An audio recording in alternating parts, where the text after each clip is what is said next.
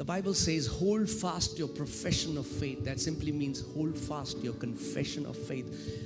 Why does Bible tell us to hold fast our confession? That means there is somebody trying to change the confession that comes out from your mouth. Bible हमें आदेश देती है कि अपने मुंह के अंगीकार को थामे रहे, पर बाइबल ऐसा आदेश क्यों देती है? क्योंकि कोई है जो हमारे मुंह के अंगीकार को बदलना चाहता है. In Genesis 1, where it says that God breathed the breath of life into the nostrils of Adam and he became a living soul. उत्पत्ति 1 में जहाँ वचन कहता है कि परमेश्वर ने आदम की नथनों में जीवन की सांस को फूंका और वो एक जीवित प्राण बन गया. In the Hebrew, इब्रानी भाषा में it says that God breathed the breath of life into the nostrils of Adam and he became a speaking spirit. और इब्रानी भाषा में ऐसा लिखा है कि परमेश्वर ने आदम के नथनों में जब जीवन की सांस को फूंका तो एक बात करने वाली आत्मा बन गया. The day God breathed the breath of life, you became a speaking spirit with the same capacity, with the same ability that whatever comes out from your mouth, it is going to manifest. जिस दिन परमेश्वर ने वो जीवन की सांस आपके अंदर फूंकी, आप एक जीवित, एक बोलने वाली आत्मा बन गए. उस ही क्षमता के साथ, परमेश्वर के स्वरूप उसी क्षमता के साथ कि जो कुछ बोले वो पूरा हो जाए. Amen. The only gap is because when man fell, this ability became so diminished that when God speaks, in the same very instant it is created, but when we speak, it takes a time. There is a time lag. There is a time lag that entered, but whatever you keep on confessing, right or wrong, will in due time manifest in your life. What a man sows, that he shall reap also.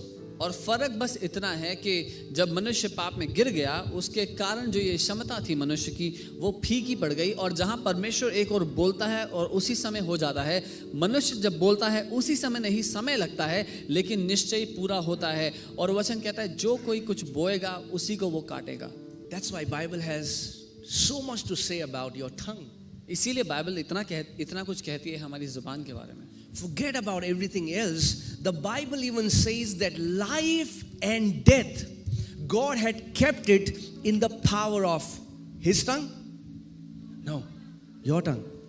और बाकी सब भूल जाओ, Bible तो यहाँ तक कहती है कि जीवन और मृत्यु का सामर्थ्य परमेश्वर ने कहाँ रखा है? अपनी जुबान में नहीं, हमारी जुबान में. But just think about it, that the Word of God is saying that the very life and death are hidden in our tongue, and Bible says whoever uses it will eat the fruit of it. और ये सोच के देखिए, Bible कहती है कि जीवन और मृत्यु हमारे जीभ में है और जो कोई उसका इस्तेमाल करेगा वो उसका फल खाएगा. That means if you keep on speaking death, इसका मतलब अगर आप मृत्यु बोलते चले जाएं, the fruit will be death. तो उसका फल भी मृत्यु ही होगी. And you will be thinking, it's God testing me, God putting me into trials, God putting me. It's your tongue that has caused so many trials to come in your life. और आपको लगेगा कि वो मेरी परीक्षा ले रहा है, ऊपर वाला मेरी परीक्षा ले रहा है, लेकिन आपकी खुद की जुबान के कारण आप उस परिस्थिति में हो. You know, in the book of Peter, Apostle Peter says, if you want to see good days, और प्रेरित पतरस अपनी किताब में ऐसा लिखते हैं कि अगर अच्छे दिन देखने चाहते हो जिंदगी में, then fast for 40 days. तो 40 दिन उपवास करो. ऐसा नहीं लिखा है. He says, if you want to see good days, then refrain your tongue from speaking evil. वो कहता है अगर अपने जीवन में अच्छे दिन देखना चाहते हो तो अपनी जुबान को उल्टा बोलने से रोको. That means it is God's desire that you see good days, but it depends upon your tongue. If you will learn to refrain it, you are going to see good days. इसका मतलब परमेश्वर तो ये चाहता है कि आप अच्छे दिन देखें अपने जीवन में, लेकिन आपकी जुबान इसका निर्णय करेगी कि आप अच्छे दिन देखेंगे या नहीं. So opposite situations will come.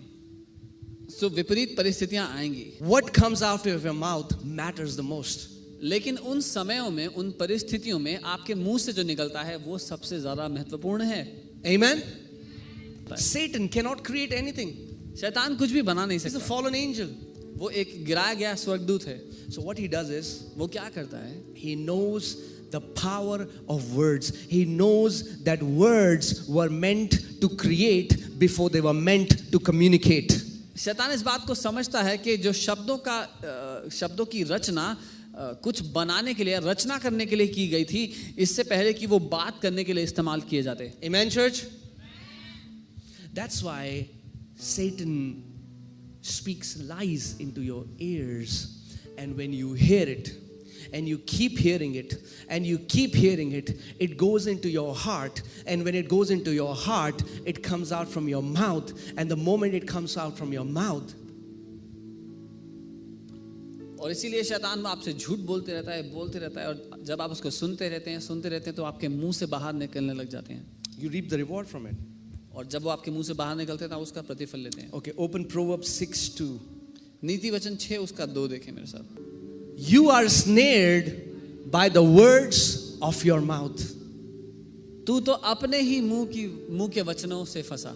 Not by somebody else's words, किसी और के वचनों से नहीं, but your own words. लेकिन अपने खुद के वचनों से. And this snared, it's a trap set to catch little birds. These bird hunters, they would put a trap. And the writer is saying, they know it's a trap. And the enemy puts this trap, but the trap is your own words. और ये जो फंसा शब्द है ये आता है, इसका मतलब है जैसे एक पक्षी पकड़ने वाला जाल बिछाता है पक्षियों को पकड़ने के लिए, वैसे ही दुश्मन हमारे ही मुंह के वचनों को लेकर के हमारे लिए वो जाल लगाता है, वो फंदे लगाता है वचनों से. So here the Bible is telling us that the enemy knows that the way he can trap you is by your own words. Bible ये सिखा रही है कि जो दुश्मन है वो ये जानता है कि आपको फंसाने के लिए उसके पास जो तरीका है वो है आपके खुद के मुंह की बात. And he knows और उसको पता है that nobody will speak evil for their own life. कि कोई भी अपनी जिंदगी के लिए बुरा नहीं बोलता. So what he does is, तो वो क्या करता है, he speaks to you in your thoughts. वो आपके विचारों में आपसे बातें करेगा. That's why spiritual warfare is not going to mountains and casting out these big demons. Spiritual warfare is casting down every high thinking and imagination that goes against the word of God. इसीलिए आत्मिक मल्लयुद्ध ये नहीं कि हम ऊंचे स्थानों में जाकर के उन बड़ी दुष्टात्माओं को बांधे, लेकिन आत्मिक मल्लयुद्ध ये है कि हर एक वो विचार जो अपने आप को उठाता है हमारी सोच में मसीह के विरोध में, उसको हम नीचे गिरा दें. Amen.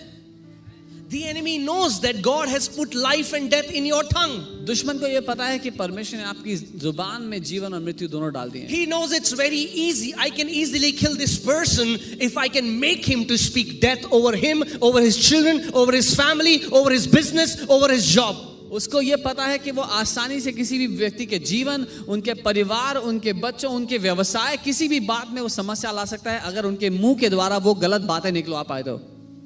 So the enemy would come and speak lies to you. So दुश्मन आकर के झूठ बोलेगा आपसे.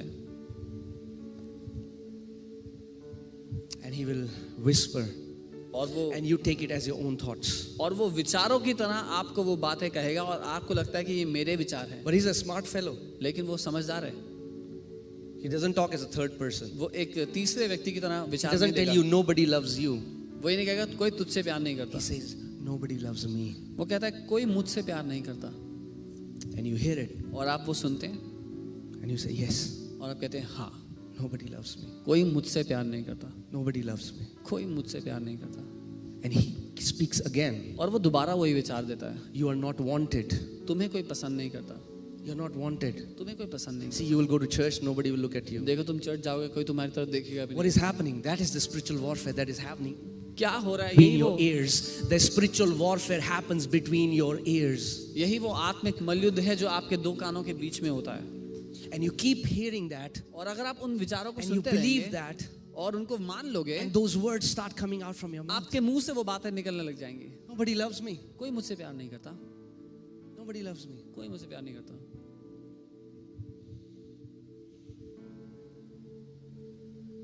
That's the warfare. ये वो That's युद्ध the है. only power Satan has. He is the master. He is the father of lies, Jesus said. ये वो युद्ध है और बाइबल कहती है कि जो शैतान है वो झूठ का पिता है, शुरुआत से झूठ बोलता है. He knows he is not created in the image of God. You are created in the image of God. शैतान ये जानता है कि वो परमेश्वर के स्वरूप में नहीं बना, लेकिन आप परमेश्वर के स्वरूप में बने हैं. Hold fast what you believe. Keep holding on. Keep holding on. Keep speaking what the word says about you. Keep speaking what God says about you. इसीलिए बाइबल कहती है कि थामे रहो, जो तुम्हारे मुंह का अंगीकार है उसको थामे रहो, जिस बात को तुम अपने दिल में मानते हो उसको पकड़े रहो. You make a commitment that I will speak what God says about me. आप ये ठान लें कि मैं वही बातें कहूंगा जो परमेश्वर मेरे बारे में कहता है.